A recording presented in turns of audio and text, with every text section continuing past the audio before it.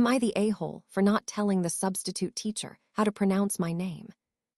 We had a substitute teacher today, and while taking attendance, she asked if she was pronouncing my name correctly. I told her she could pronounce it however she wanted, not to be rude, but because I genuinely do not know how to say it myself. I have a name from my culture, but no one, not even my family, calls me by it. I was given a nickname when I was 3 years old.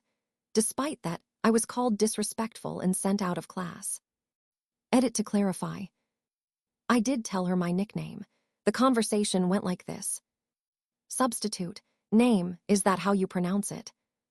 Me, yes, you can pronounce it however you want. Substitute. Okay, how do you pronounce it? Me, I am not sure. I do not go by that name, and no one in my class calls me by it either. Substitute. What? Me, I go by nickname. Substitute. But what is on the paper is name. Silence. Substitute.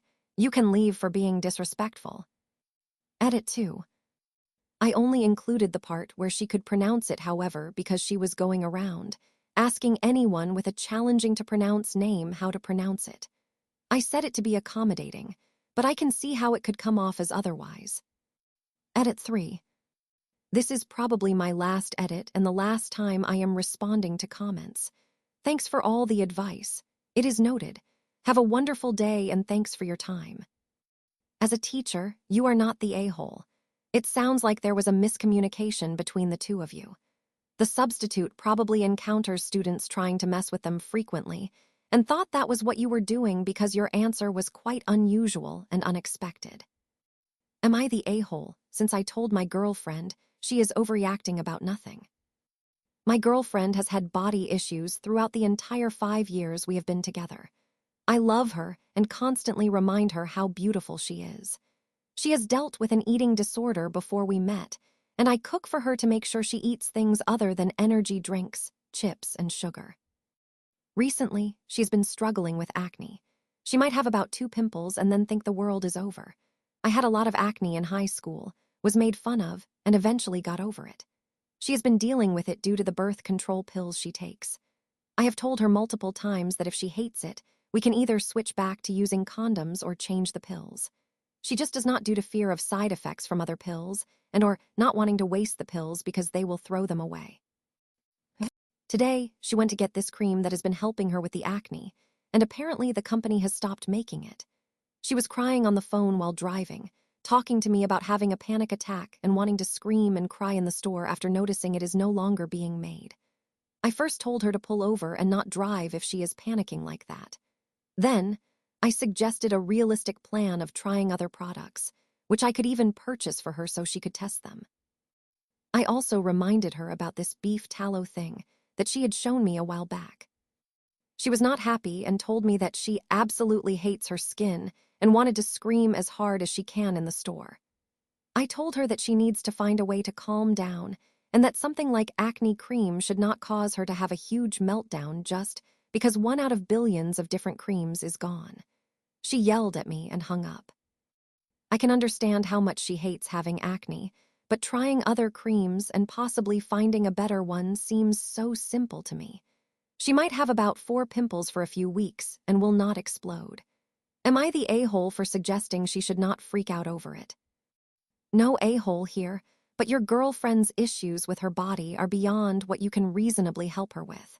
If she is not in therapy already, she truly should look into it and take action. Her reaction was not just about this cream. It was about the storm of emotions she feels regarding her own body and face. This is not something you can fix with logic. Good job telling her to pull over. Good job listening and taking her seriously. It was just not the right time to offer pragmatic solutions.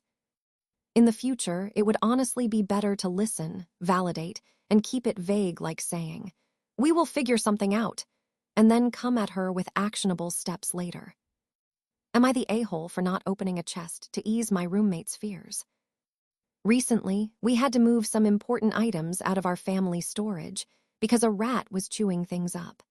I brought home a large chest full of family scrapbooks and pictures. It looks like an old-time pirate treasure chest with a cartoonishly large padlock. One of my roommates noticed it and asked to look inside. I explained what it was but mentioned that I did not have the key to open it. He then asked if I could break the lock so he could confirm with his own eyes. I said no because it was not mine to break, and my family liked the charm of the lock. He got upset and insisted I either show him what is inside or get it out of the house. He is worried there might be a weapon inside. For context, he has trauma from any sort of weapon. I tried assuring him there was nothing like that inside, but he kept insisting I open it. I would take it out of the house, but I do not want my parents to have to lug this over 100-pound chest up the stairs, and no one can find the key. My other roommate says I should just open it to give him peace of mind. Am I being unreasonable because I do not want to open it? Not the a-hole. It is none of your roommate's business what is in there. It is not his property. You are holding it on behalf of your family.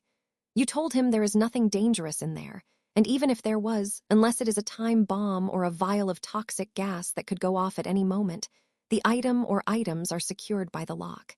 He cannot tell you what property you bring in, so tell him to back off and mind his business. Am I the a-hole for refusing to take care of my husband's medical equipment? So my husband, who is 42 years old, and I, who am 41 years old, are having a disagreement. Here's the situation. He uses a continuous positive airway pressure, CPAP, machine at night. He has had it for 15 years and never puts it away in the morning. He has decided that it is my responsibility to take care of it and prevent the children or our pets from touching it. He says it is unreasonable for him to put it away every morning, even though there are many things the kids and I use and put away every single day. He insists that his things should be left where it is convenient for him, even if it makes life harder for the rest of us. For example, he will leave his shoes under the kitchen table and tells me that I should just not clean the floor there at all so his shoes do not get moved. He goes to great lengths to make life easier for himself, even if that means putting more difficulty on me and our children. Last night, our cat got into our bedroom and chewed on the hose for his CPAP. I did not know this until we went to bed, and my husband freaked out. He demanded to know why I was not watching his CPAP and why I had let it get ruined. Then he decided he wants to lock me and the kids out of our bedroom when he leaves for work every morning. I said absolutely not. Our second bathroom is only accessible through the bedroom, and all my own things are in the bedroom. That would leave me without access to any of my things during the day unless I cleared everything out of my room and the second bathroom, which is also where I keep my makeup and other personal items. This seems totally unreasonable to me. I told him he should put away his CPAP every morning. He says that it's unreasonable for him to remember to do such an annoying task, and that he should not have to put anything he owns away. I really feel like he should be responsible for his own things, and that it is unreasonable for him to lock me out of my own room. So, am I the one being unreasonable? He insists that other things of his be left where it is convenient for himself, even if it makes life harder for the rest of us. He says that it is unreasonable for him to remember to do such an annoying task, and that he should not have to put anything he owns away. So this is not just about the CPAP machine. You have been his maid for 15 years. He does not have to put anything away. He does not have to take care of his stuff. And he does not care if he makes it more difficult for you to clean the floor and will not even put his freaking shoes away. Sorry, but this is not okay. Am I the a-hole for not allowing my coworker to interrupt me any longer?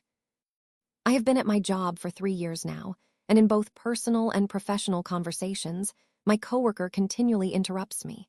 It is not just me, it is everyone. Usually, someone will start to speak, and after about 2 seconds, he will interrupt. It is not always about the same subject. Sometimes he will just jump into a completely different topic. There are professional conversations that have to happen, and we literally sit next to each other. I always thought that is just how his brain works, or he has a different communication style. Recently, I started talking louder and not stopping when he interrupts. It usually leads to both of us talking for 1 to 2 seconds. Sometimes he will stop or slow down, and sometimes he just keeps going, almost ignoring what I am saying. I feel crazy, and I feel like everyone else at work notices.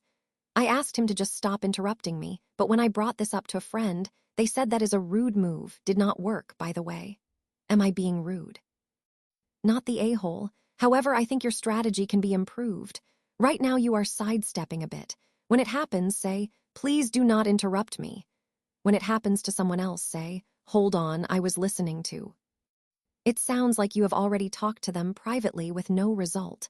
You need to directly call them out in front of others. Shame can be effective.